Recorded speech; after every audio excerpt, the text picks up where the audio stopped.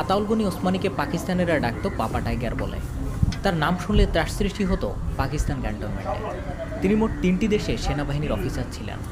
১৯১৮ সালের ১ সেপ্টেম্বর সিলেটের বালাগঞ্জে জন্মগ্রহণ করেন আতাউল গনি ওসমানী।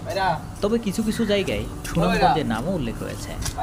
শৈশব থেকে তিনি ভীষণ রকম মেধাবী ছিলেন, যার দরুন ১৯৩৪ সালে সিলেট সরকারি উচ্চ বিদ্যালয় থেকে ম্যাট্রিক পরীক্ষায় পুরো ভারতবর্ষে প্রথম হন।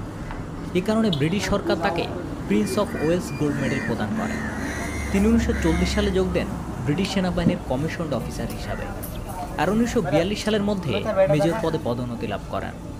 এরপর দেশভাগের পর ১৯৪৭ সালের ৭ অক্টোবর তিনি পাকিস্তান সেনাবাহিনীতে যোগদান করেন।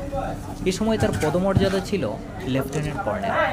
১৯৫১ সালে তিনি যখন ইস্ট বেঙ্গল রেজিমেন্টের ১ম ব্যাটালিয়নের অধিনায়ক, তখন তার হাতেই প্রতিষ্ঠিত হয় চট্টগ্রাম সেনানিবাস। এরপর ১৯